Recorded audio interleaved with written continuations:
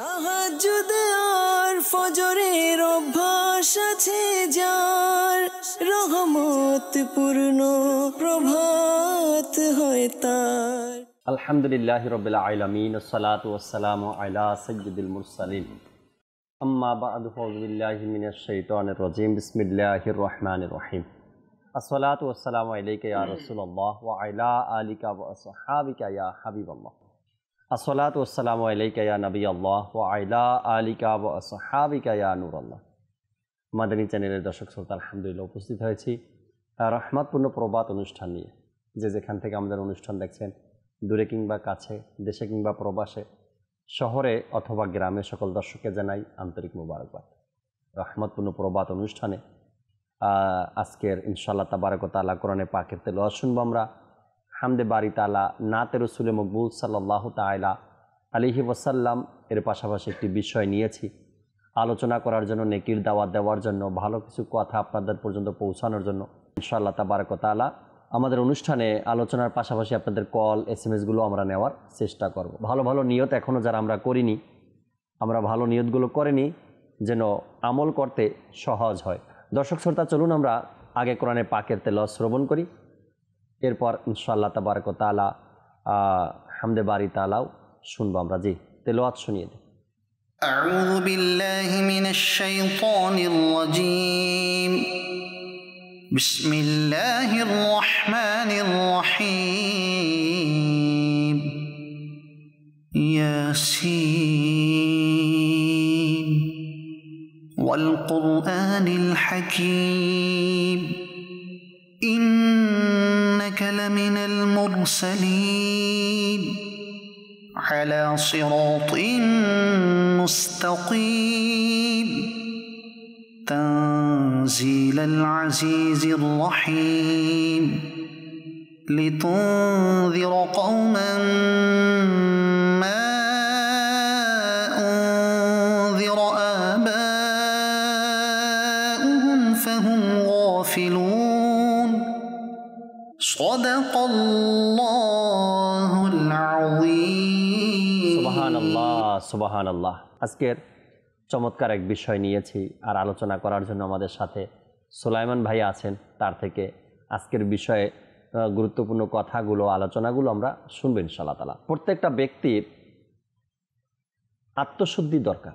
এখন এটা সে যেভাবেই অর্জন করুক না কেন, আত্মশুদ্ধি মূলত দরকার। আর এই আত্মশুদ্ধির জন্য কেউ বা ইমাম গাজ্জালী রহমাতুল্লাহি তাআলার কিতাব অধ্যয়ন করে, আবার আত্মশুদ্ধির জন্য অনেক মানুষ আমার সৈয়দি গাউসে পাক আব্দুল কাদের জিলানী রাদিয়াল্লাহু তাআলা আনহুর কিতাব অধ্যয়ন করে। আবার এই আত্মশুদ্ধির জন্য অনেক মানুষ আলা হযরত রহমাতুল্লাহি তাআলার কিতাব অধ্যয়ন করে। আবার কেউ আত্মশুদ্ধির জন্য ওস্তাদ খুঁজে, ওলামা একরামের কাছে যায়, আমার কিভাবে আত্মশুদ্ধি হতে পারে। আবার কেউ এই আত্মশুদ্ধি করার জন্য, নিজের আত্মশুদ্ধির জন্য বিভিন্ন কোর্সও করে থাকে। কিন্তু মানুষ চায় আত্মশুদ্ধি। বিবেকবান যারা, আল্লাহ তাবারক ওয়া তাআলা যাদেরকে ন্যূনতম জ্ঞান দিয়েছেন, ওই সকল ব্যক্তিরাও চায় যে আমার আত্মশুদ্ধি হয়ে যাক, আমি সংশোধন হয়ে যাই, অর্থাৎ আত্মশুদ্ধি হয়ে যাক আমার। যেহেতু প্রত্যেকটা ব্যক্তি চায় আত্মশুদ্ধি, আচ্ছা, এই আত্মশুদ্ধি নিয়ে কোরআনে পাকের মধ্যে আল্লাহ তাবারক ওয়া তাআলা আয়াতে কারিমা নাজিল করেছেন। আর আত্মশুদ্ধির ব্যাপারে হুজুর আকরাম সাল্লাল্লাহু তাআলা আলাইহি ওয়াসাল্লাম হাদিসে মুবারাকা ইরশাদ করেছেন। আর আত্মশুদ্ধি নিয়ে বড় বড় ওলামাগণ, বড় বড় ইমামগণ, তরিকতের ইমাম, মাযহাবের ইমাম, এরাও আত্মশুদ্ধি নিয়ে কথা বলেছেন। নিজেদের কিতাবের মধ্যে আত্মশুদ্ধির পদগুলো তারা বলে দিয়েছেন। বোঝা গেল ইসলামের মধ্যে একজন ব্যক্তি জীবনে একজন মানুষের মতো মানুষ গড়ে তোলার জন্য আমাকে আমার আত্মশুদ্ধি খুবই প্রয়োজন। যদি আত্মশুদ্ধি নাই থাকতো বা আত্মশুদ্ধির প্রয়োজন না হতো, তবে কোরআন, হাদিস, আল্লাহওয়ালা ব্যক্তিদের দিক নির্দেশনা এত কিছুর প্রয়োজন তো হতো না। যেহেতু প্রয়োজন আছে, এর জন্যই তো একের পর এক আমরা আত্মশুদ্ধি নিয়ে কথাগুলো শুনছি, আলোচনাগুলো শুনলাম বা কিতাব অধ্যয়ন করছি।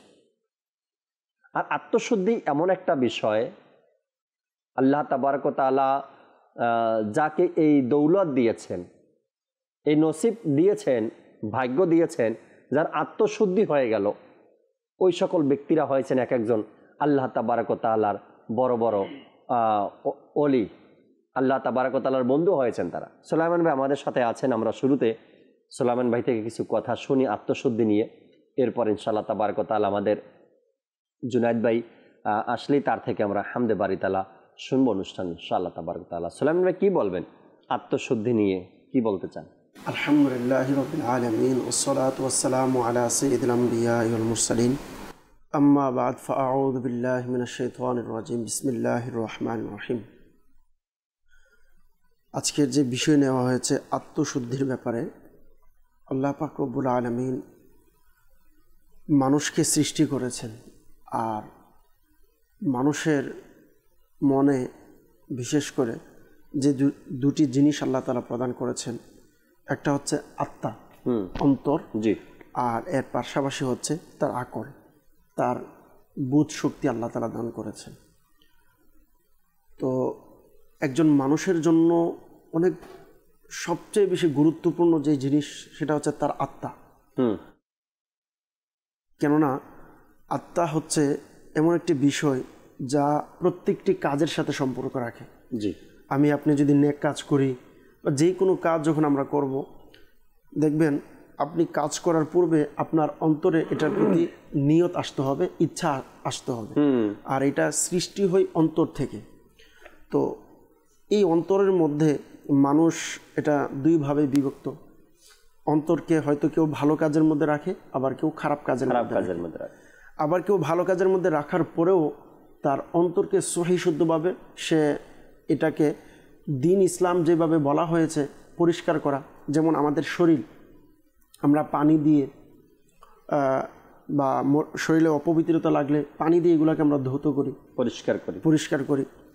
কিন্তু অন্তরের পরিষ্কারের জন্য কিছু দিক রয়েছে।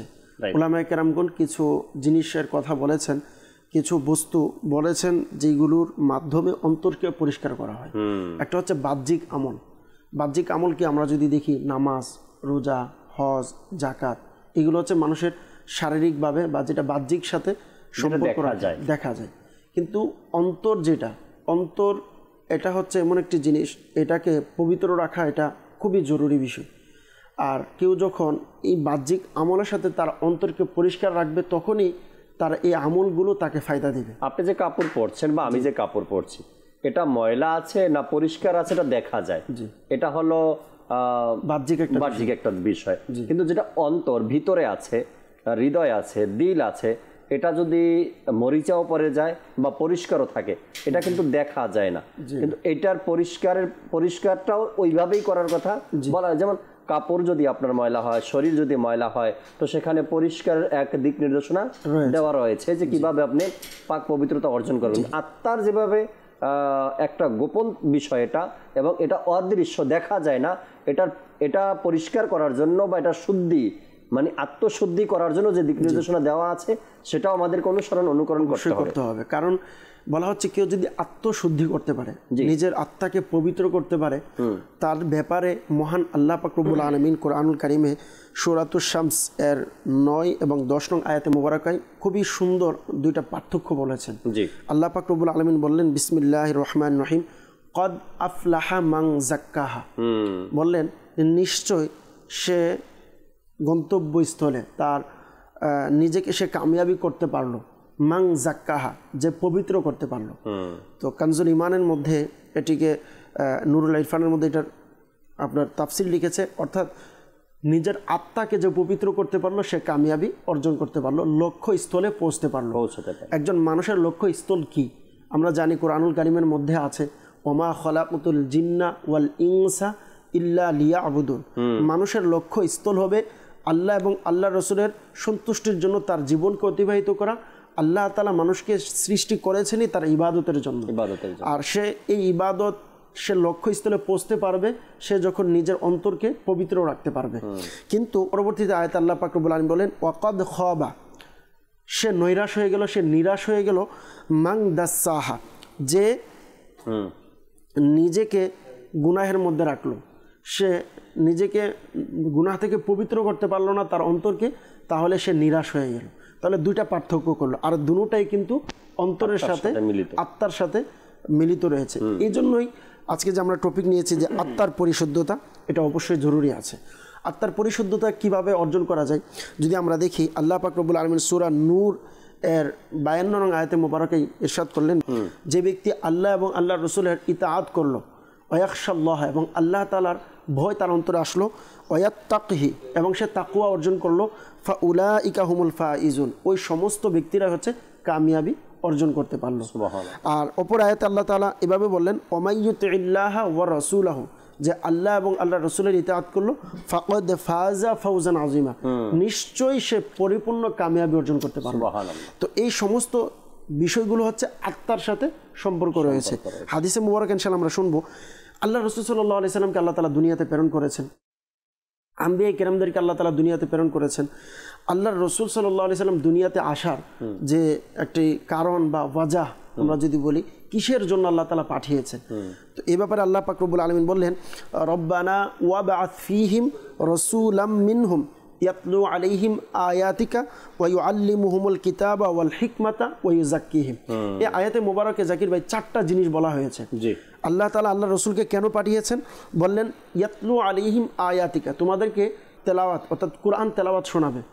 এরপরে বললেন ওয়া ইউআল্লিমুহুমুল কিতাব, তোমাদেরকে কিতাব শিক্ষা দিবে, ওয়াল হিকমা, এবং হিকমত, যেটা বলা হয় মুমিনের জন্য অনেক বড় একটা সম্পদ হচ্ছে হিকমত, এই 3টি জিনিস শিক্ষা দিবে। এরপর আল্লাহ তাআলা বললেন ওয়া ইউযাক্কিহিম, এবং তোমাদেরকে পবিত্র করবে, মানুষদেরকে ওয়া ইউযাক্কিহিম, তাদেরকে পবিত্র করার জন্য আল্লাহ তাআলা আল্লাহর রাসূলকে পাঠিয়েছেন। তো এখানে বলা হচ্ছে যে সর্বশেষে বলা হয়েছে তাদেরকে পবিত্র করার জন্য। তাহলে বলা হচ্ছে কেউ যদি কোরআন তেলাওয়াত করে, কেউ কোরআন শিখলো, কেউ হিকমত অবলম্বন করলো, আল্লাহ রাসূল সাল্লাল্লাহু আলাইহি সাল্লাম দুনিয়াতে আসার পর যাই কিছু আছে সমস্ত কিছু অর্জন করলো, সে নিজের মাধ্যমে সাজিয়েও নিল, কিন্তু আল্লাহ রাসূল সাল্লাল্লাহু আলাইহি সাল্লাম সর্বশেষ যেটা লক্ষ্য, এটা হচ্ছে মানুষকে পবিত্র করা, মানুষের অন্তরকে পবিত্র করা। আর আল্লাহ রাসূল সাল্লাল্লাহু আলাইহি ওয়াসাল্লাম সাহাবায়ে কেরামদের মধ্যে এই সমস্ত জিনিসের পর যে গুরুত্বপূর্ণ জিনিস ছিল, এটা হচ্ছে মানুষের অন্তর থেকে, সাহাবায়ে কেরামদের অন্তর থেকে আল্লাহ রাসূল সাল্লাল্লাহু আলাইহি সাল্লাম তাদের অন্তরকে আল্লাহ রাসূল সাল্লাল্লাহু আলাইহি সাল্লাম পবিত্র করেছেন। আর পবিত্র করার ফায়দা কি হয়েছে, আল্লাহ তাআলা তাদের এই ফজিলত দিয়েছেন, রাদিয়াল্লাহু আনহু ওয়া রাদু আন, আল্লাহ তাআলা তাদের উপরে রাজি, তারাও আল্লাহর উপরে রাজি রয়েছে। কোরআনে পাকের সূরা মুমিনুন এর মধ্যে শুরুতেই আল্লাহ তাআলা বলেছেন, কদ আফলাহাল মুমিনুন, নিশ্চয়ই মুমিন যারা তারা কামিয়াবি অর্জন করেছে। এখানে কয়েকটা আলোচনা করেছে, এর মধ্যে বলেছে ওয়াল্লাযীনা হুম লিযাকাতি ফাইলুন, ওই সমস্ত মুমিন যারা যাকাত আদায় করেছে। এখানে যাকাতের ব্যাপারে 2টি আলোচনা আছে। একটা হচ্ছে আমরা যেটা বলি সম্পদের যাকাত, কিন্তু তাফসীরের মধ্যে বলা হয়েছে এখানে দ্বিতীয় একটা অর্থ হচ্ছে পবিত্রতা। যাকাত মানে পবিত্রতা, আর এখানে পবিত্রতা দ্বারা উদ্দেশ্য নেওয়া হয়েছে অন্তরের পরিশুদ্ধতা, আত্মার পরিশুদ্ধতা। কেউ যদি আত্মার পরিশুদ্ধতা করে তাহলেই সে কামিয়াবি অর্জন করতে পারলো। আর এখানে দেখেন কামিয়াবি অর্জনের কথা বলা হয়েছে, কদ আফলাহাল মুমিনুন আল্লাযীনা হুম ফি সলাতিহিম খাশিউন, নামাজের কথা বলা হয়েছে খুশুখুজুর সাথে। ওয়াল্লাযীনা হুম আনিল লাগবি মুরিদুন, হ্যাঁ, যারা অহেতুক কথাবার্তা থেকে বাঁচে তাদের কথা বলা হয়েছে। ওয়াল্লাযীনা হুম লিযাকাতি ফাইলুন। তাহলে বলা হচ্ছে আত্মশুদ্ধি যেটা হয়, এটা মূলত আত্মশুদ্ধিটা নামাজ, রোজা, হজ, যাকাত এগুলোর সাথেও আত্মশুদ্ধির একটা সম্পর্ক রয়েছে, মিল রয়েছে। কেউ যদি চাই এই আমলগুলোকে আল্লাহর দরবারে কামিয়াবি করাবে, নামাজ, রোজা, হজ, যাকাত প্রত্যেকটা ইভেন নেকির কাজকে কামিয়াবির জন্য যেটা সবচেয়ে বেশি গুরুত্ব, সেটা হচ্ছে আত্মশুদ্ধি। আপনার যদি না থাকলে, আত্মশুদ্ধি না হলে, জি, তবে যে আমলগুলো আমরা করছি, জি, হজ বলি আর নামাজ বলি আর যাকাত বলি, আত্মশুদ্ধি নেই, তো এই ভালো কাজগুলো করার পরেও, ফরজ হুকুমগুলো আদায় করার পরেও আমি নিজেকে ওই পর্যায়ে নিতে পারবো না যেখানে নামাজ আর ইবাদতের মাধ্যমে আল্লাহ তাবারক ওয়া তাআলা নিজের বান্দাকে আপন বানিয়ে নেয়। আমি সেই জায়গাতে যেতে পারবো না, আমাকে নিতে পারবো না, এই জন্য কি আমার আত্মশুদ্ধি নেই। যে কথাটা আয়াতে পাকের মাধ্যমে, তর্জমার মাধ্যমে আমাদের সুলাইমান ভাই বললেন যে আল্লাহ এবং তার রাসূলের আনুগত্য করা, এখানেও আত্মার সাথে এক সম্পর্ক। আমি কোরআনে পাকের আয়াত পড়লাম এক, কোরআন আমাকে হুকুম দিল এক, কোরআনের আয়াত পরে শুনে আমি মুখে বললাম একটা আর অন্তরে নিলাম আর একটা, অর্থাৎ তার অন্তরে এক আর মুখে আর এক। যখন মুখে আর অন্তরে দুইটা দিকেই এক রকমের কথা থাকবে না, মুখে বলবে একটা, অন্তরে থাকবে আর একটা, সেখানে পরিচয় কি বলা হয়েছে? কোরআনে পাকের মধ্যেই বলা হয়েছে মুনাফিকের লক্ষণ। মুখে বলবে একটা, অন্তরে বলবে আর একটা, অর্থাৎ কোরআনের ভাষায় কোরআন পড়বে এক রকমের আর অন্তর দিয়ে মানবে আর এক রকমের। তো এটা হবে মুনাফিকের লক্ষণ। এখানেও আত্মার সাথে সম্পর্ক রয়েছে। আমরা পুরো কোরআনকেই যদি দেখি, যখন কোরআনে পাকের তেলাওয়াত করি আমরা, যারা তর্জমা বুঝি বা তর্জমা করতে পারি বা কোরআনের অর্থ যারা বুঝতে পারি, প্রত্যেকটা আয়াতের অর্থ বুঝতে পারি, সেখানে কোরআনে পাকের মধ্যে আল্লাহ কি ইরশাদ করছেন আর আমরা বুঝলাম কি আর মানুষকে বোঝালাম কি, এটাও আত্মার সাথে সম্পর্ক। কোরআন আপনি তো ঠিকমতো বুঝলেন, কিন্তু মানুষকে আপনি ভুল বুঝালেন, ভুল পথ দেখালেন, ভুল রাস্তা দেখালেন। তো সেখানে কি হলো? আপনি সঠিকটা বোঝার পরেও মানুষকে ভুল দেখালেন, অর্থাৎ আপনি আত্মার সাথে গাদ্দারি করলেন। মুনাফিকের লক্ষণ এখানে তো বলা হয়েছে না জাকির ভাই, ইদিল্লু বিহি কাসীরা। কোরআনে কারিমের মাধ্যমে অনেক লোক, অধিকাংশ লোক আছে যারা গুমরাহ হবে। জি, ওয়াহদি বিহি কাসীরা। আবার এই কোরআনের মাধ্যমেই অনেক মানুষ হেদায়েত প্রাপ্ত হবে। এই যে এই আয়াতে মোবারকা, এটাও কিন্তু আত্মার সাথে সম্পর্ক। যার অন্তরে, যার মনের মধ্যে আল্লাহ রসুলের প্রেম, মোহাব্বত, ভালোবাসা নিয়ে যে কোরআন তেলাওয়াত করবে, কোরআনের তাফসির পড়বে, অটোমেটিকলি অবশ্যই সেই কোরআন তাকে হেদায়েতের দিকে নিয়ে আর যার অন্তরের মধ্যে আল্লাহ রসুলের প্রতি বিন্দু মাত্র মুনাফিকি থাকবে, আল্লাহ রসুলের প্রতি বিন্দু মাত্র তার বিদ্বেষ থাকবে, তখন এই কোরআন কিন্তু তাকে গুমরাহের দিকে নিয়ে। এই জন্য বলা হয়েছে কোরআনের আয়াতে, প্রত্যেকটা আয়াতের সাথেই আত্মার সম্পর্ক। যখন আপনি সেটা মুখে বলছেন আর অন্তর দিয়েও মানছেন, তো সেটা আপনার আত্মার তৃপ্তিও খুঁজে দিবে। যখন আপনি অন্তর দিয়ে সেটা মানতে পারলেন না, পড়লেন একটা আর অন্তরে আপনার আরেকটা, তখন সেটা আপনাকে কখনোই সঠিক পথ দেখাবে না। জুনায়েদ ভাই আমাদের সাথে আছেন, আমরা হামদে বারি তাআলা শ্রবণ করি, এরপর ইনশাআল্লাহ তাবারাক ওয়া তাআলা আপনাদের কল আমাদের সাথে আছে, কলও শুনবো, নাতও শুনবো, আজকের বিষয় নিয়ে আরো আলোচনাও করবো আমরা ইনশাআল্লাহ তাআলা। জুনায়েদ ভাই আমাদেরকে হামদে বারি তাআলা শুনিয়ে দিন। সাল্লি আলা রাসূলিনা সাল্লি আলা মুহাম্মাদিন সাল্লি আলা নবিনা সাল্লি আলা মুহাম্মাদিন। हम भी मदीने जाएंगे, आज नहीं तो कल सही। हम भी मदीने जाएंगे, आज नहीं तो कल सही। आका हमें बुलाएंगे, आज नहीं तो कल सही। सल्ले अला रसूलिना सल्ले अला मुहम्मदिन।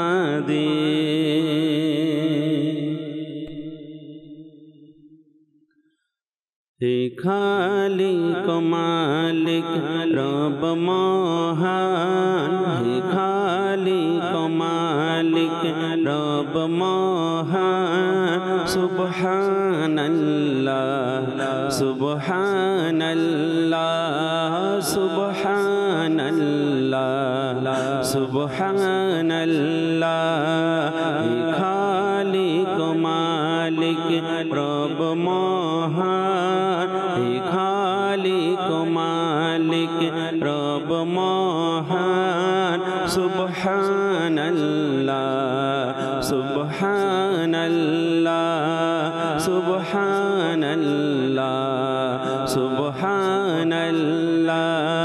তুমি স্রষ্টা আমার, আমি বান্দা তোমার।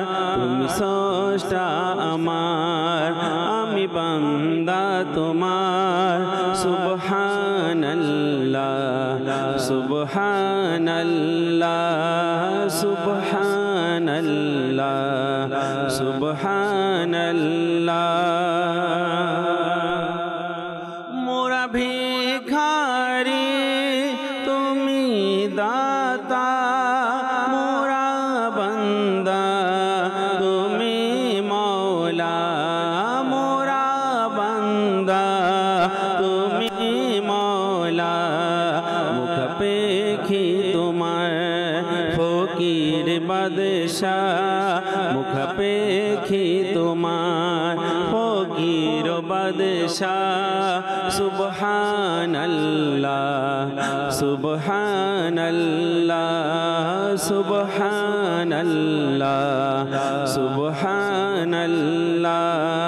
হে খালিক মালিক রব মহান হে খালিক মালিক রব মহান সুবহানাল্লাহ সুবহানাল্লাহ সুবহানাল্লাহ সুবহানাল্লাহ মোরা পাপ করে তুমি মাফ করো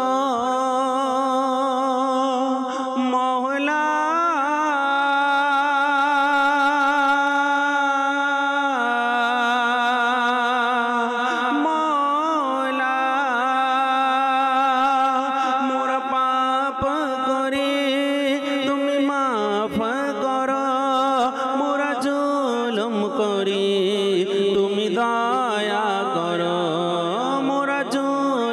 করি তুমি দয়া করো ঘিরে আছে তোমার দয়ায় দুনিয়া ঘিরে আছে তোমার দয়ায় দুনিয়া সুবহানাল্লাহ সুবহানাল্লাহ সুবহানাল্লাহ সুবহানাল্লাহ হে খালিক মালিক রব মহান হে খালিক মালিক রব মহান সুবহানাল্লাহ সুবহানাল্লাহ সুবহানাল্লাহ সুবহানাল্লাহ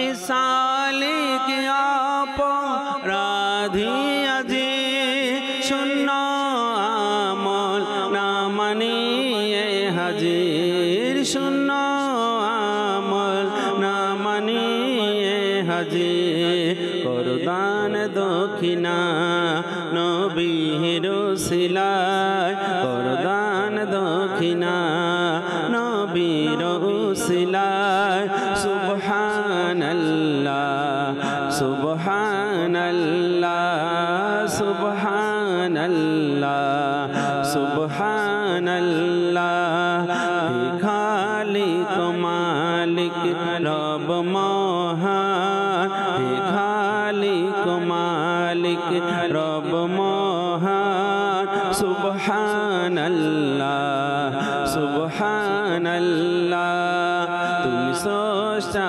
আমার আমি বান্দা তোমার সুবহানাল্লাহ সুবহানাল্লাহ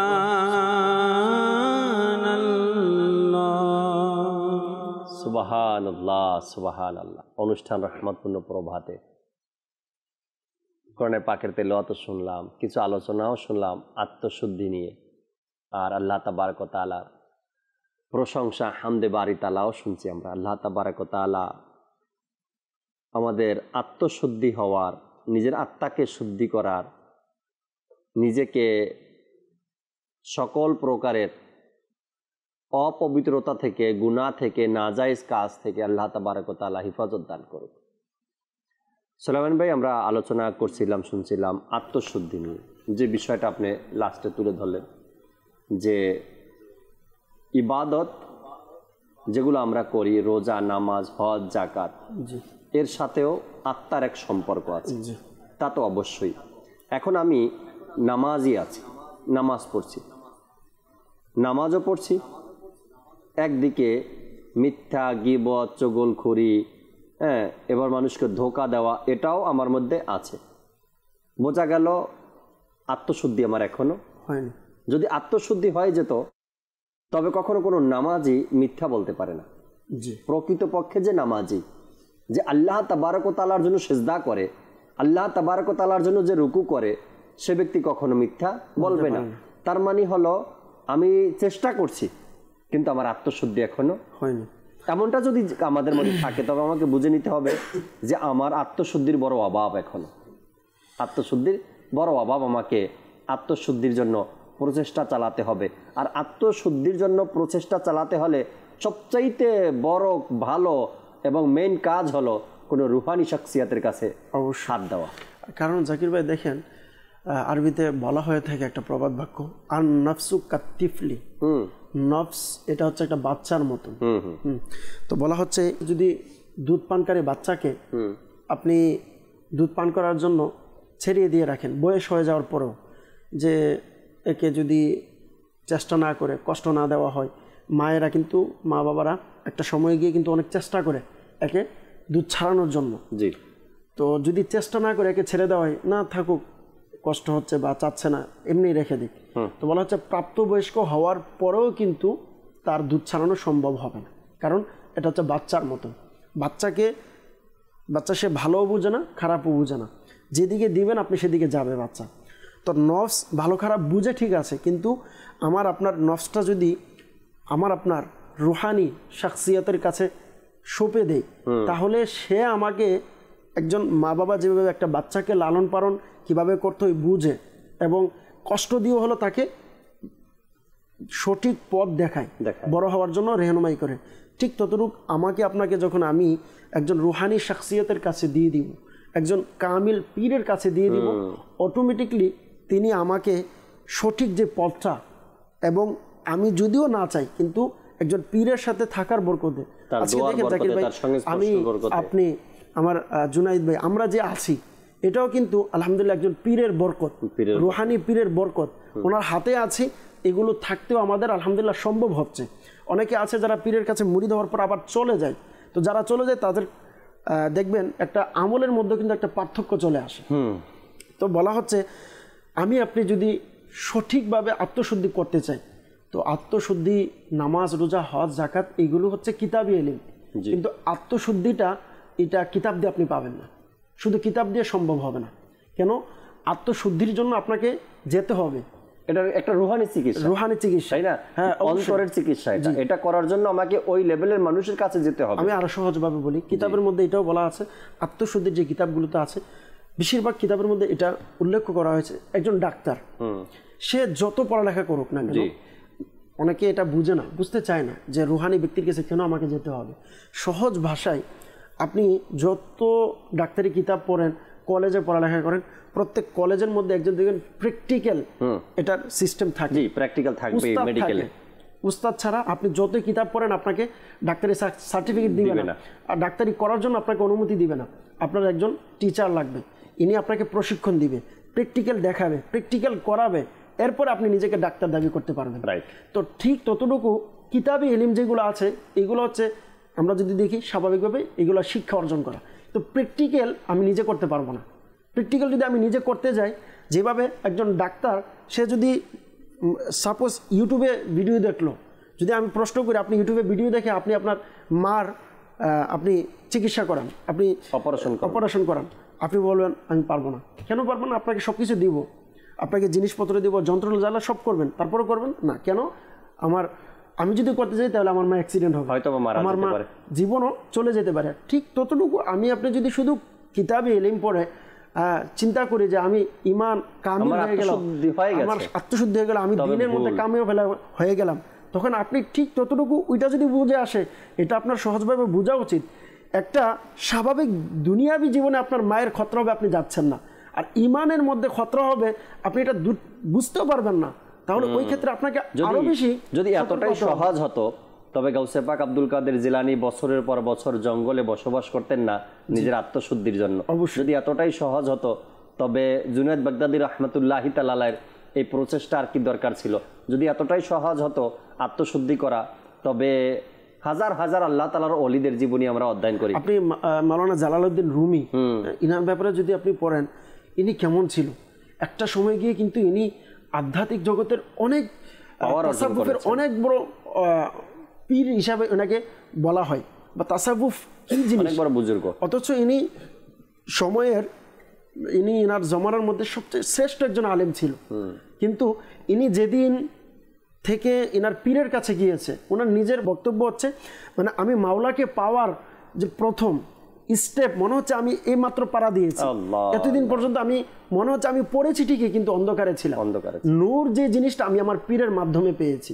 তো একজন যুগ শ্রেষ্ঠ আলিম যিনি কিতাব অর্জন করেছেন, এনার যদি এই কথা হয়, তাহলে আমার আপনার গুগলে পড়ালেখা করে বা আমার আপনার শায়েখের কাছে পড়ালেখা বা শিখে, শায়েখের ভিডিও দেখে বা ভিডিও ক্লিপস দেখে যদি আমি মনে করি আমি অনেক বড় কিছু, আমি পড়ালেখা করেছি কলেজে, কিন্তু আমি এদিক দিয়ে অনেক বড় আমি যদি লেকচার দিচ্ছি, আত্মার শুদ্ধি করতে চাই, তবে আমরা খুব চমৎকার কথা বলছিলেন সোলায়মান ভাই, ডাক্তারের উদাহরণ দিয়েছিলেন। আমি বলবো আত্মশুদ্ধি কিভাবে করে পীর সাহেবরা, কামিল পীরেরা, এটা একটু শোনাতে চাই দর্শককে। একজন ডাক্তার ছিলেন, সে সার্টিফিকেট অর্জন করেন নাই, কিন্তু কোনো একজন ডাক্তারের সাথে থেকে দেখা দেখি আপনার ছোটোখাটো কাটা চিরা যেগুলো আছে, অপারেশন আছে, এগুলো শিখে গেছেন। তো ওই ডাক্তার যখন মারা গেল তখন সে নিজেই ডাক্তার হয়ে গেল, অর্থাৎ কোনো সার্টিফিকেট তার নেই, কোনো কলেজে লেখাপড়া নেই, কিছু একটা বড় ডাক্তারের সাথে থেকে যতটুকু শিখলো সে। তো এভাবে করে যখন সে মুখস্থ ডাক্তার, অর্থাৎ তার কোনো কিতাবের ইলম নেই, শুধু মুখস্থ ডাক্তার সে, তো মানুষ রোগী তার কাছে আসে আর সে কোনো ভয় ভীতি তার মধ্যে নেই, কাটে, অপারেশন করে, মানুষ ভালো হয়ে যায়, ওষুধ দিয়ে দেয়, মানুষ ভালো হয়ে যায়। এভাবে যখন ওই এলাকাতে কিছু সার্টিফিকেটওয়ালা ডাক্তার আসলো, লেখাপড়া শেষ করলো, ফার্মেসি দিয়ে বসলো বা আপনার হসপিটাল দিয়ে বসলো, তখন ঘটনাক্রমে তাদের কাছে লোক কম যায় রোগী, আর ওই মুখস্থ বিদ্যা যার কাছে তার কাছে বেশি আসে। এখন সব ডাক্তারের অভিযোগ যে এ তো কোনো লেখাপড়া করে না, এর কাছে সার্টিফিকেট নেই, রোগী তার কাছে বেশি যায়, আমাদের ইনকাম কম, তার ইনকাম বেশি। তারপরে সব ডাক্তাররা একদিন বসলো পরামর্শ করার জন্য, কি করা যায়। কারো কোনো মাথায় বুদ্ধি আসতেছে না, তারা সবাই সিদ্ধান্ত নিল আমাদের সবচেয়ে সিনিয়র অনেক পুরানো একজন ডাক্তার আছে সার্টিফিকেটওয়ালা, তার কাছে যাই, তাকে গিয়ে বলি। তাকে গিয়ে বলল, এখন সে বলল ঠিক আছে তোমরা এক কাজ করো, ওনাকে সহ আমাদের পাড়ায় আমাদের মহল্লায় যত ডাক্তার আছে সবাইকে নিয়ে একদিন মিটিংয়ে বসো। বসার পরে এখন ওই যে সিনিয়র ডাক্তার ছিল সোলায়মান ভাই, সিনিয়র ডাক্তার কি করলো, সে সবাইকে তরবিয়াত করছে, সবাইকে আত্মশুদ্ধির পথ দেখালো। সিনিয়র ডাক্তার সে বলতে লাগলো এখন থেকে তোমরা অপারেশন একটু সাবধানে করবা, এলাকার মধ্যে ডাক্তারদের বদনামি ছড়াই গেছে যে তোমরা অপারেশন করতে গেলে রোগী মারা যায়, তোমরা অপারেশন করতে গেলে বিভিন্ন ধরনের দুর্ঘটনা ঘটে, তোমরা যখনই ছুরি চালাবে অপারেশন করবে তখন প্রত্যেকটা শিরা উপশিরা দেখবা, রগ দেখবা, কোন জায়গাতে কাটলে ঠিক মতন কাটতে পারবা, অপারেশনটা সাকসেস হবে। এখন যখন পাই টু পাই ওই সিনিয়র ডাক্তার সবাইকে বোঝাচ্ছিল, ওই মুখস্থ বিদ্যা যার কাছে, যে কোনো সার্টিফিকেট অর্জন করে নাই, এ ভয় পেয়ে গেছে। এখন এখান থেকে যাওয়ার পর থেকে এর কাছে যত রোগী আসে এ বলে আমি অপারেশন করতে পারবো না। কেন পারবে না? এই জন্য এখন আমি তো জানি না কোন জায়গায় শিরা উপশিরা থাকে, এই বিদ্যা আমার কাছে নেই, আমি এটা পড়িনি, আমি তো মুখস্থ এতদিন অপারেশন করতাম। যখনই ছুরি চালাতে যায় তখন তার হাত কাঁপে যে আমি তো এটা জানি না। তো ওই সিনিয়র ডাক্তার যে কেমন করে তাদের আত্মশুদ্ধি করলো ওই ব্যক্তির, যে আমি জানি না তারপরেও আমি ছুরি চালাবো, যদি না জানি দুর্ঘটনা ঘটে যায়। আপনি যে উদাহরণটা দিলেন এই জন্য আমি বললাম, আত্মশুদ্ধি যদি ইউটিউবেই হয়ে যেত, আত্মশুদ্ধি যদি গুগলে হয়ে যেত, তবে ইমাম গাজ্জালী রহমতুল্লাহি তাআলা এত বড় কিতাব লিখতেন না, এত বড় কিতাব তিনি লিখতেন না। তো এই জন্য আত্মশুদ্ধি বড় দরকার। যত মহান ওলিয়ে কামিল যারা শ্রেষ্ঠ যারা লোক যাদেরকে ধরা হয় দিনের পথে, আপনি কাউকে একজন আপনি দেখাতে পারবেন না যে ইনার পীর শায়েখ ছাড়া ছিলেন, একজনও নাই। আপনি দেখেন, আপনি বলবেন সাহাবায়ে কেরামদের কাছে যান, সাহাবায়ে কেরামদের শায়েখ ছিলেন, অবশ্যই সাহাবায়ে কেরামদের পীর ছিলেন আল্লাহ রাসূল সাল্লাল্লাহু আলাইহি ওয়াসাল্লাম। তারা আল্লাহ রাসূল সাল্লাল্লাহু আলাইহি ওয়াসাল্লামের দরবারে বায়াত গ্রহণ করেছে। আল্লাহ রাসূল দুনিয়া থেকে বিদায় নেওয়ার পরে সাহাবায়ে কেরাম একে একে অপরের কাছে গিয়েছেন, তারা নিজে তাদের কাছে গিয়েছেন। তো এটা এই জন্য বলতেছি, দেখেন আমার আপনার যদি রশিটা কারো কাছে দিয়ে রাখি দিনের ব্যক্তির কাছে, জি, তো ইনশাআল্লাহ আমরা অ্যাক্সিডেন্ট হবে না, দুর্ঘটনা ঘটবে না, আত্মশুদ্ধির পথ আমরা খুঁজে পাবো। জুনায়েদ ভাই আমাদের সাথে নাতে রসুলে মকবুল সাল্লাল্লাহু আলাইহি সাল্লামও আমরা শুনবো অনুষ্ঠানে ইনশাআল্লাহ তাবারাক ওয়া তাআলা। আর কিবলা শাইখে তরিকাত আমির আহলে সুন্নাত দামাত বারকাতুল আলিয়া বর্তমান সময়ে এক রুহানি ব্যক্তিত্ব যাকে বলি আমরা, বর্তমান সময়ে পৃথিবীর জমিনে রুহানি ব্যক্তিত্ব হলেন আমার কিবলা শাইখে তরিকাত আমির আহলে সুন্নাত দামাত বারকাতুল আলিয়া। আত্মশুদ্ধির বড় এক মাধ্যম তিনি। আজকে পৃথিবীর জমিনে তাকিয়ে দেখেন, শুধু বাংলাদেশে নয়, শুধু আমাদের হিন্দুস্তানে নয়, পৃথিবীর প্রত্যেকটা রাষ্ট্রের মধ্যে দেখুন এই কিবলা শাইখে তরিকাত আমির আহলে সুন্নাতের বদৌলতে মানুষের আত্মশুদ্ধি কিভাবে হয়েছে আলহামদুলিল্লাহ। এ নিয়েও কথা বলবো আমরা, আগে নাতে রসুল মকবুল সাল্লাল্লাহু আলাইহি সাল্লাম শুনে নেই। জি জুনায়েদ ভাই। সোপনে সমর তুমি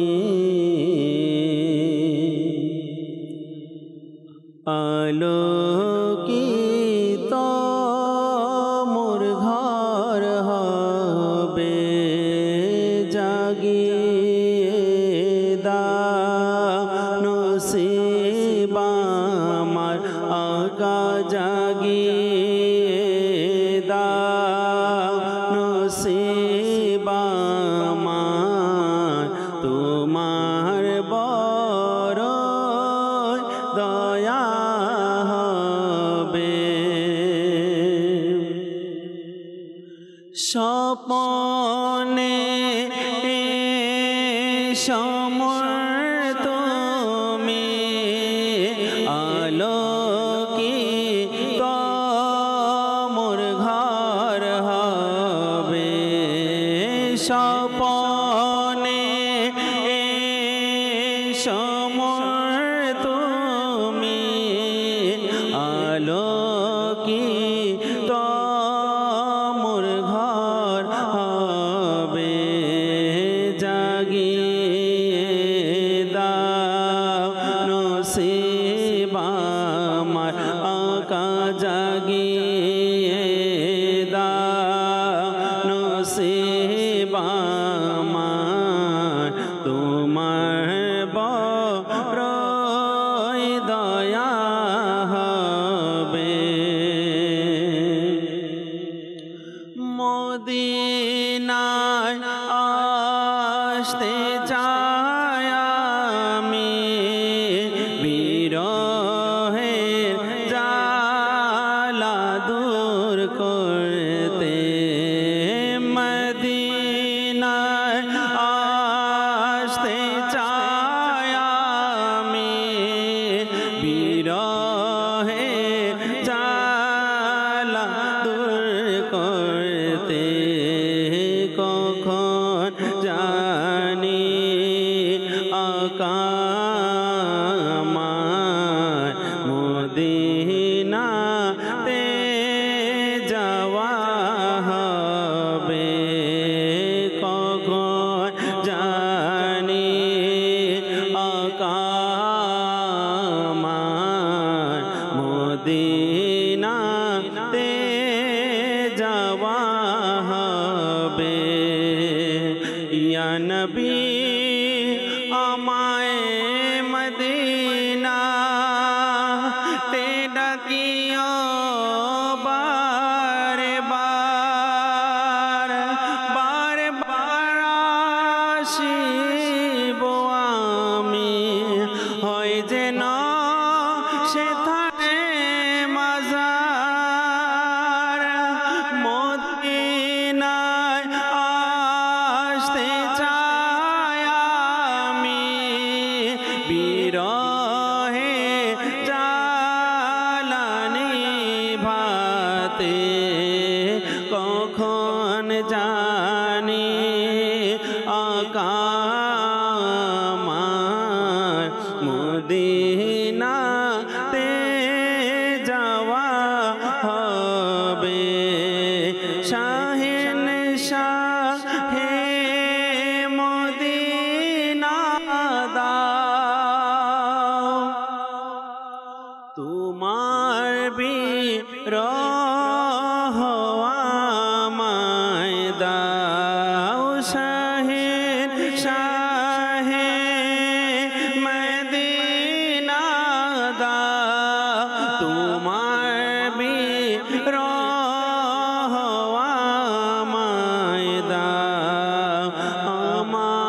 আমাকে দা সেই চোখ আকা যে চোখ রসিক্ত হবে যদি দিদার পাই তোমার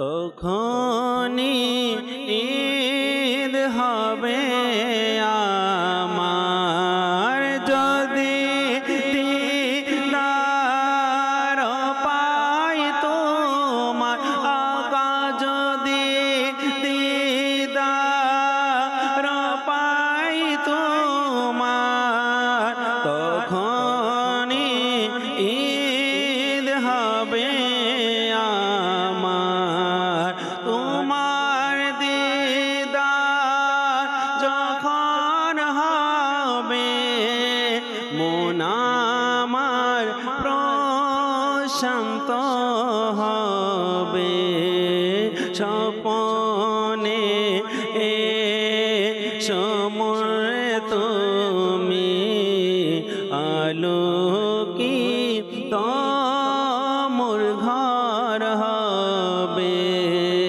জাগিয়ে দা নসিব আমার তোমার বড় দয়া হবে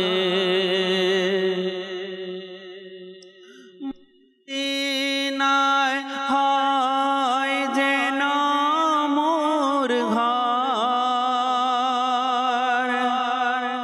বাকিতে হয় যেন কবর মদিনায় হয় যেন মোর ঘর আগা মদিনায় হয় যেন মোর ঘর বাকিতে হয় যেন কবর আমার মনে আশা আকা আমার মনে আশা কবে জানি পুরাণ হবে স্বপন এ সময় তুমি আলোকিত মোর ঘর হবে জাগিয়ে দা নসিব আমার তোমার বড় দয়া হবে আমিন আমিন আমিন আমিন। আল্লাহ তাবারক ওয়া তাআলা আমাদেরকে নবী পাক সাল্লাল্লাহু তাআলা আলাইহি সাল্লাম ইশক মোহাব্বত ভালোবাসা অন্তরে বাড়িয়ে দিক। এভাবে করে কালাম শুনতে শুনতে একদিন মদিনাতুল মুনাওয়ারায় আমাদের হাজিরি নসিব হয়ে যাক আদবের সাথে।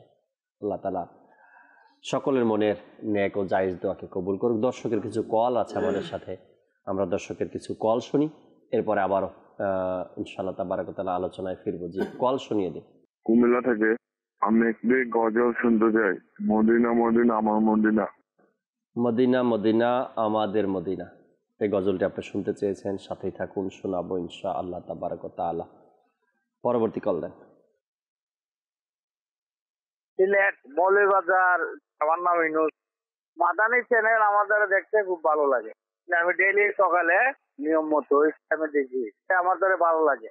আল্লাহ তাআলা কবুল করে নিক, আল্লাহ তাআলা ভালো রাখুক সবাইকে, এভাবে করে সবসময় সাথে থাকবেন আশা রাখি। পরবর্তী কল দেন।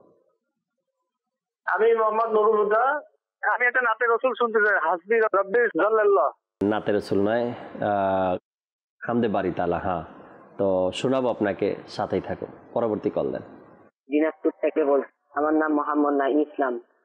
আমি আপনাদের রহমতপূর্ণ প্রভাত, আপনাদের প্রোগ্রামগুলো আমাকে অনেক ভালো লাগে। আমাদের পরিবারের সবাই দেখে মাদানী চ্যানেল, তোমার কাছেই ভালো লাগে এটা। আমরা মাদানী চ্যানেল দেখে অনেক কিছু শিখতে পেরেছি এবং জানতে পেরেছি।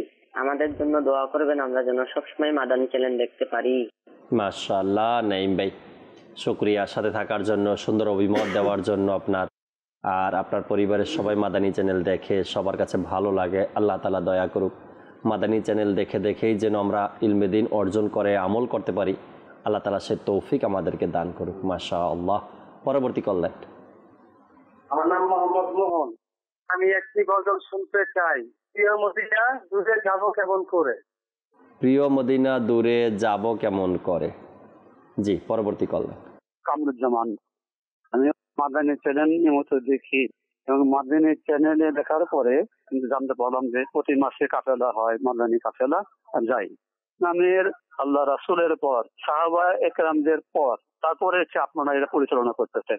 আল্লাহ রাসূল লাখ লাখ শুকরিয়া আদায় করে আমি আপনাদের চ্যানেল আমার খুব ভালো লাগলো। মানে মানুষের এটা দেখার পর অনেক জীবনের পরিবর্তন আসে, কারণ আমার মতো মানুষের পরিবর্তন আসে। আমার জন্য দোয়া করবেন। আল্লাহ আল্লাহ আল্লাহ।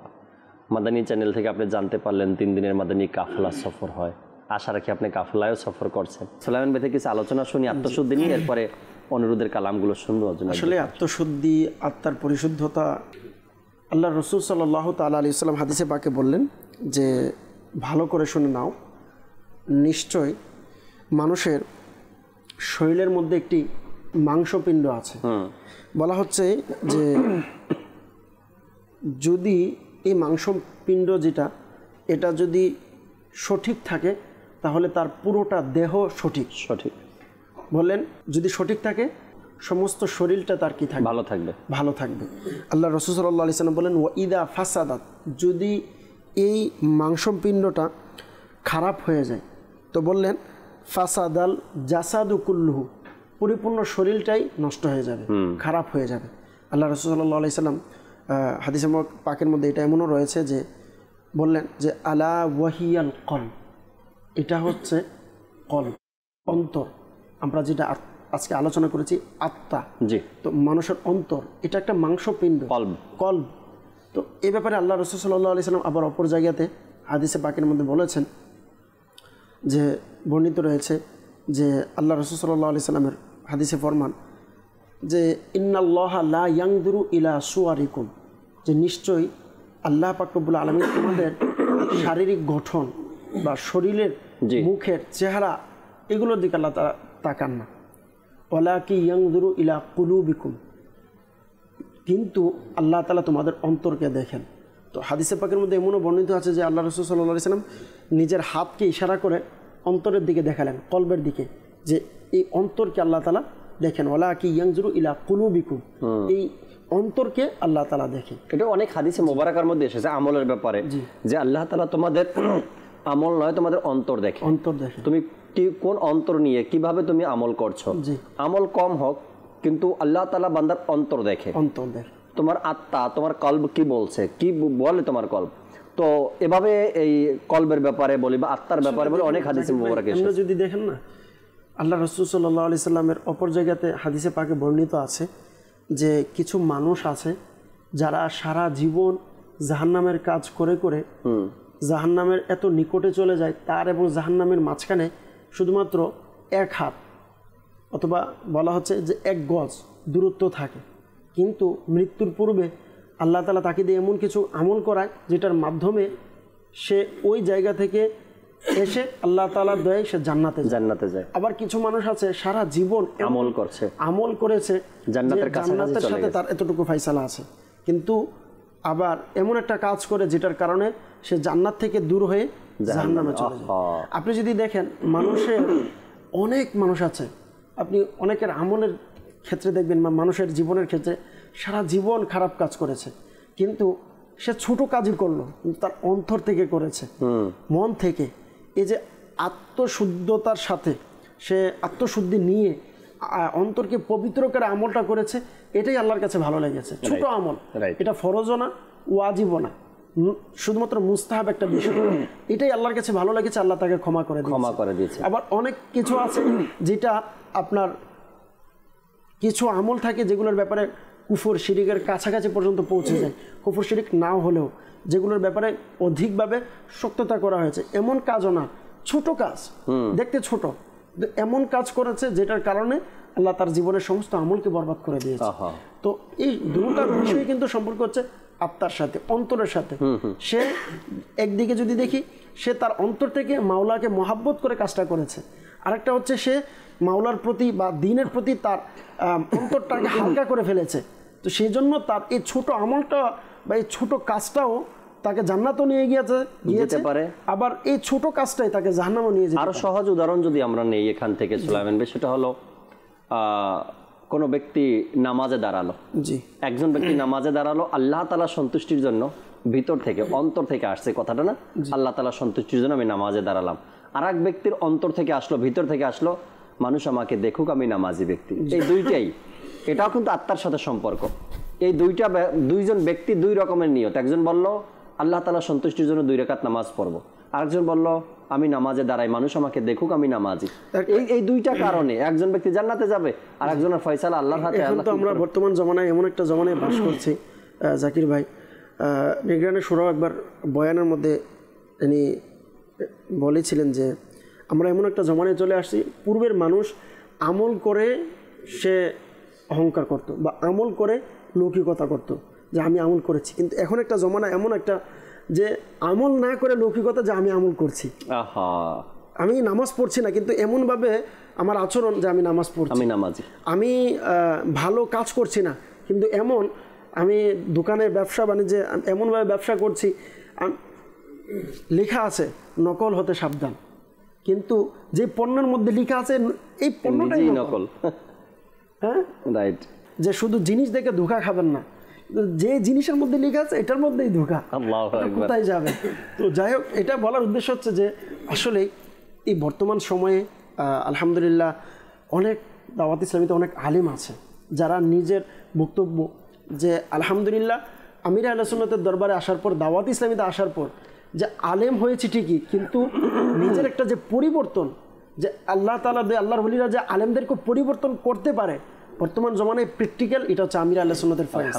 আলহামদুলিল্লাহ আপনি আলেমের দিক থেকে দেখেন, দুনিয়াবি হাফেজের দিক থেকে দেখেন, আওয়ামের দিক থেকে দেখেন, এমন ব্যক্তিকে আলহামদুলিল্লাহ পীরে কামিল শাইখে তরিকত আমির আহলে সুন্নাত সংশোধন করে পরিবর্তন করে দিয়েছে। পরিবর্তন করেছো তুমি নওজওয়ানদের জাহির বাতিন, পরিবর্তন করেছো তুমি নওজওয়ানদের জাহির বাতিন, মদিনা দিল রোশনি তোমার নুরানি চেহারার জিন্দাবাদ, আমার তার জিন্দাবাদ, আমার মুর্শিদ জিন্দাবাদ, আমার তার জিন্দাবাদ, আমার মুর্শিদ জিন্দাবাদ।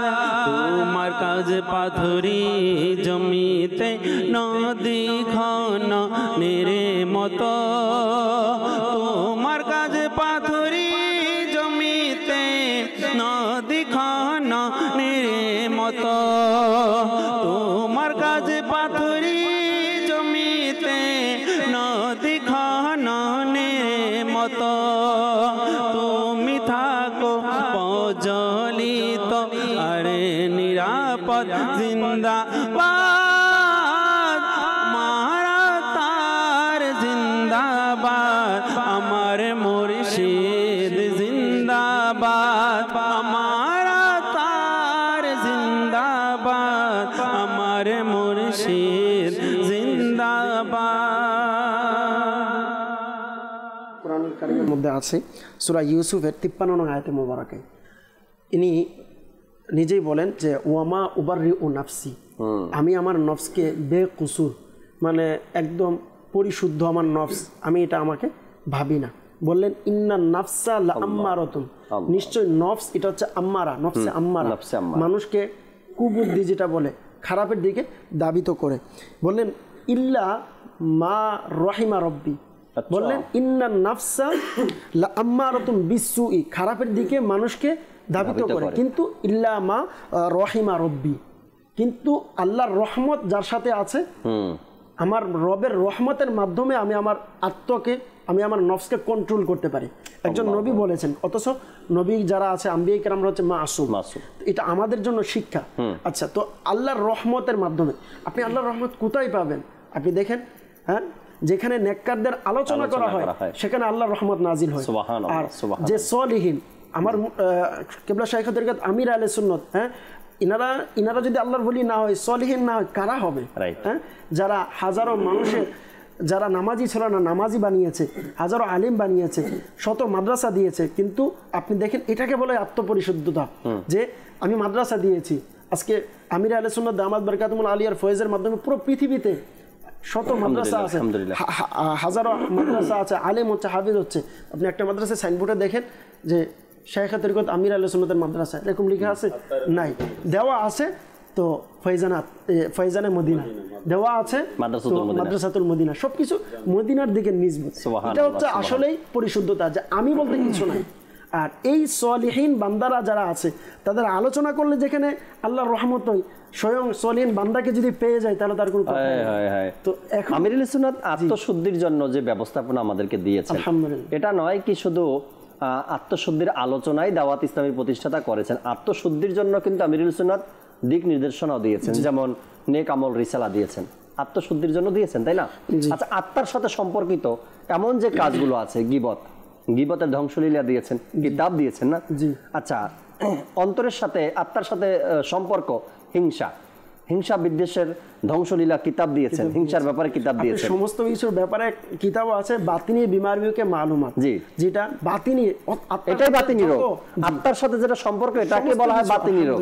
আর অতি শীঘ্রই ইনশাআল্লাহ তাআলা মাদানী চ্যানেলে এই বাতিনি রোগের কথা যে আপনি বললেন, আত্মশুদ্ধি বিষয়ক যে বিষয়গুলো রয়েছে, আত্মার সাথে যে গুনাহের সম্পর্ক, এ নিয়ে একটি অতি তাড়াতাড়ি ইনশাআল্লাহ তাআলা মাদানী চ্যানেল অনুষ্ঠানও আসবে। মোবালিগে দাওয়াত ইসলামী তৈরি করছেন, রেকর্ডিং এর কাজ চলবে, ধারাবাহিকভাবে অনুষ্ঠান হবে।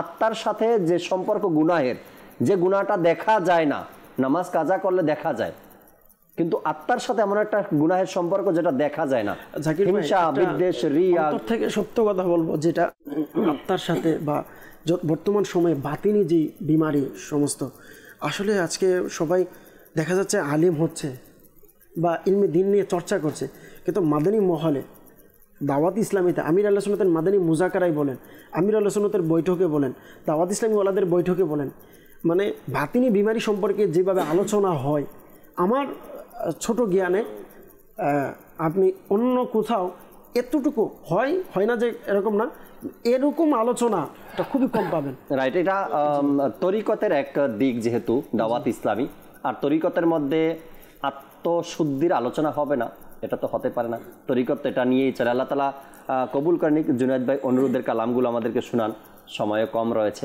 এরপর আমরা শেষ দুই একটা কথা বলে অনুষ্ঠান থেকে বিদায় নিই। জি। মদিনা মদিনা আমাদের মদিনা, মদিনা মদিনা আমাদের মদিনা, মোদের জানো প্রাণ হতে প্রিয় মদিনা, মোদের জানো প্রাণ হতে প্রিয় মদিনা। সকল আশিকানে রাসূল মিলে বলছে, সকল আশিকানে রাসূল মিলে বলছে, মোদের কাছে জান্নাত হতে প্রিয় মদিনা, মোদের কাছে জান্নাত হতে প্রিয় মদিনা, মদিনা মদিনা আমাদের মদিনা, মোদের জানো প্রাণ হতে প্রিয় মদিনা। রাসূলুল্লাহ সাল্লাল্লাহু তাআলা আলাইহি ওয়াসাল্লাম। আল্লাহুম্মা সাল্লি আলা সাইয়্যিদিনা মুহাম্মাদিন। আল্লাহুম্মা সাল্লি আলা সাইয়্যিদিনা মুহাম্মাদিন। প্রিয় মদিনা দূরে যাব কেমন করে, প্রিয় মদিনা দূরে যাব কেমন করে। আল্লাহুম্মা সাল্লি আলা সাইয়্যিদিনা মুহাম্মাদিন। আল্লাহুম্মা সাল্লি আলা সাইয়্যিদিনা মুহাম্মাদিন। প্রতি বছর আশায় থাকি যাব সোনার মদিনায়, মনে ব্যথা বলবো গিয়ে ওহে দরদি তোমায়। প্রতি বছর আশায় থাকি যাব সোনার মদিনায়, মনের ব্যথা বলবো গিয়ে ওহে দরদি তোমায়। যাব যাব বলে আমি রয়ে গেলাম বাংলায়, সবাই ছেড়ে চলে গেল, কেউ তো নিল না আমায়। আল্লাহুম্মা সাল্লি আলা সাইয়্যিদিনা মুহাম্মাদিন। আল্লাহুম্মা সাল্লি আলা সাইয়্যিদিনা মুহাম্মাদিন। সুবহানাল্লাহ। দর্শক শ্রোতা, আপনাদের অনুরোধের কালামগুলো আমরা শুনতেছিলাম। আলহামদুলিল্লাহ রাব্বিল আলামিন।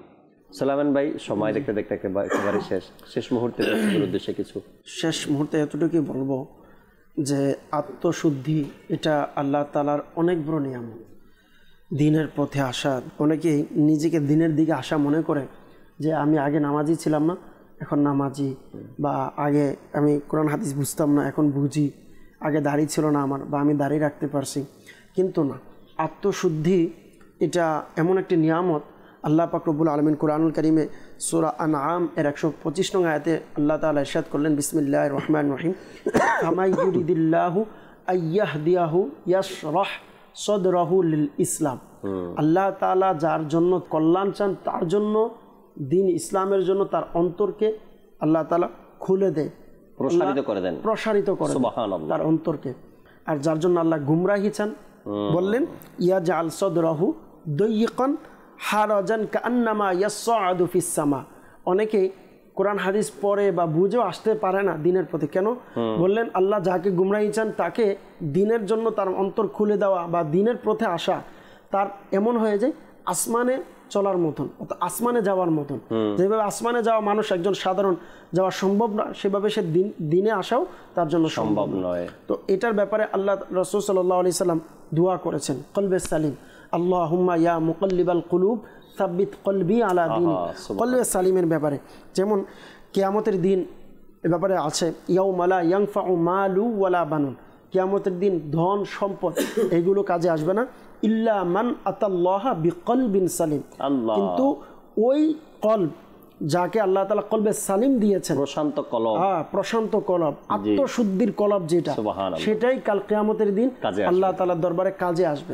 তো এইগুলো সবগুলো করার উপায় হচ্ছে, সর্বপ্রথম আমরা যদি দেখি, যদি আত্মশুদ্ধি করতে চাই, শেষ পর্যায়ে এতটুকুই বলবো, আত্মশুদ্ধি করার জন্য আমাকে আপনাকে সর্বপ্রথম পবিত্রতা, অন্তর পবিত্রতার জন্য দোয়া করতে হবে, যা আল্লাহ রাসূল সাল্লাল্লাহু আলাইহি সাল্লাম হাদিসে পাকে শিখিয়েছেন। এভাবে আত্মশুদ্ধির জন্য আমাদেরকে অন্তরের যে বেদি আছে এইগুলো সম্পর্কে জানতে হবে। কেউ যদি আত্মশুদ্ধি করতে চায় তার জন্য শর্ত হচ্ছে সে যেন আল্লাহ পাকের দ্বীনের অর্থাৎ আখিরাতের প্রতি, কিয়ামতের প্রতি তার অন্তরে ভয় থাকে, তাহলে সে আত্মশুদ্ধি অর্জন করতে পারবে। এভাবে আত্মশুদ্ধির জন্য তার সবসময় দোয়া করা এটাও মুস্তাহাব, যে আল্লাহ আমার অন্তরকে তুমি সুস্থ করে দাও, অসুস্থ অন্তর এটাকে তুমি সুস্থ করে দাও। এভাবে আত্মশুদ্ধির জন্য আপনার যেভাবে কোরআন হাদিস অনুযায়ী কিছু আমল আছে বলা হয়েছে এই আমলগুলো করা, যেমন ধৈর্য ধারণ করা, এটাকে বলা হয়েছে আত্মশুদ্ধির একটা মাধ্যম। হ্যাঁ, রাগ আসলে কন্ট্রোল করা, এটাও একটা আত্মশুদ্ধির মাধ্যম। হিংসা আসলে এটাকে কন্ট্রোল করা, এটাও একটা মাধ্যম। কোনো মুসলমানের প্রতি ঘৃণা আসলে নিজেকে কন্ট্রোল করা, এটাও একটা মাধ্যম। এভাবে আল্লাহ তাআলার স্মরণ করা, বারবার আল্লাহ তাআলার স্মরণ করা, জিকির করা, এটাও একটা আত্মশুদ্ধির মাধ্যম। এভাবে অসহায় মানুষ যারা আছে, যারা আপনার খুব বিপদগ্রস্ত মানুষ, তাদের পাশে দাঁড়ানো, এটা অন্তর একটা নরম হওয়ার একটা মাধ্যম। তবে অন্তর সেই জন্যই যেতে হবে, আমি ফেসবুকে ছবি তুলবো, আপলোড দিব, লাইভে যাব, শুধু এই নিয়ত থাকলে হবে, মানুষ দেখবে, বাহবা দিবে। হ্যাঁ, অন্তর যদি পরিষ্কার থাকে তারপরে মানুষের পাশে যান, তখন আপনার আত্মশুদ্ধি আসবে। এভাবে যদি আপনি বেশি বেশি কবর জিয়ারত করেন, মৃত্যুকে স্মরণ করেন, তখন আত্মশুদ্ধি লাভ হবে। এভাবে অন্তরকে কঠোর করে যে সমস্ত কাজ, যেটা বললাম আপনার হিংসা, বিদ্বেষ, অহংকার, চুগলখড়ি করা, হ্যাঁ, মানুষের নামে গীবত করা, এই সমস্ত কাজ থেকে বেঁচে থাকলে ইনশাআল্লাহ আত্মশুদ্ধি অর্জন হবে। এভাবে আপনার কুলুষিত আত্মার পরিণতি স্মরণ রাখা, আল্লাহ রাসূল সাল্লাল্লাহু তাআলা আলাইহি ওয়াসাল্লামের দিকে, দ্বীন ইসলামের প্রতি, বা যারা নেককার বান্দা আছে তাদের সহবতে যাওয়া, সেইভাবে আত্মশুদ্ধি অর্জন হবে। আর সমস্ত কিছুর একটা মাধ্যম আমি বলবো আলহামদুলিল্লাহ, এগুলো যদি চান তো এটা সবচেয়ে সুন্দর একটা মাধ্যম হচ্ছে দাওয়াত ইসলামের এই দ্বীনি পরিবেশ। আলহামদুলিল্লাহ, এটার সবচেয়ে উত্তম একটা মাধ্যম হচ্ছে দাওয়াত ইসলামী সাপ্তাহিক যে সুন্নত বলা ইজতিমা হয়। আমির আহলে সুন্নাত তো বলেনি না, মানুষের ব্যাটারি চার্জ যেমন শেষ হয়ে গেলে চার্জ দিতে হয়, মানুষের অন্তরকে যদি দ্বীনের পথে রাখতে হয়, দাওয়াত ইসলামী ওয়ালাদের যেন দ্বীনের প্রতি থাকতে হয়, এর জন্য আলহামদুলিল্লাহ আমির আহলে সুন্নাত সাপ্তাহিক ইজতিমা দিয়েছে, সুন্নত বলা ইজতিমা। আরেকটা মাধ্যম হচ্ছে যারা দূরে আছে, ইজতিমাতে হয়তো অনেকে আসতে পারে না, কমপক্ষে মাসে 2-3 দিন মাদানী কাফেলাতে সফর করে, ইনশাআল্লাহ আজ্জা ওয়া জাল এগুলোর মাধ্যমেও এই সমস্ত জিনিস আল্লাহ পাক চাইতো ইনশাআল্লাহ অর্জন করতে পারবে। আত্মশুদ্ধির মাধ্যম এগুলো। আরো কিছু পরামর্শ দিব আমি। মাকতাবাতুল মদিনাতে আত্মশুদ্ধির বিষয় নিয়ে যে কিতাবগুলো আছে, এই কিতাবগুলো আমাদেরকে অধ্যয়ন করতে হবে। রাগের চিকিৎসা, যখন মানুষের মধ্যে রাগ আসে তখন তার ভিতর থেকে অনেক কথা আসে, অনেক কিছু চিন্তা ভাবনা আসে, তো রাগের চিকিৎসা করা, গীবত, হিংসা, বিদ্বেষ, চগলখড়ি, এই আত্মশুদ্ধির সম্পর্কিত যত কিতাবগুলো আছে মাকতাবাতুল মদিনা থেকে, এই কিতাবগুলো যদি আমরা অধ্যয়ন করি, আল্লাহ চাই ইনশাআল্লাহ তাবারক ওয়া তাআলা আমাদের আত্মশুদ্ধির এক বড় মাধ্যম আমরা খুঁজে পাবো। আল্লাহ তাবারক ওয়া তাআলা আমাদেরকে বোঝার, আমল করার তৌফিক দিক। দর্শক শ্রোতা, আগামী পর্বে আবার উপস্থিত হব নতুন একটি বিষয় নিয়ে, আমরা সাথে আপনারাও থাকবেন আশা রাখি ইনশাআল্লাহ তাবারক ওয়া তাআলা। মাদানী চ্যানেলের সাথেই থাকুন, সুস্থ থাকুন। সাল্লু আলাল হাবিব সাল্লাল্লাহু তাআলা আলা মুহাম্মদ সাল্লাল্লাহু তাআলা আলাইহি ওয়াসাল্লাম। তাহাজ্জুদ আর ফজরের অভ্যাস আছে যার, রহমত পূর্ণ প্রভাত হয় তার।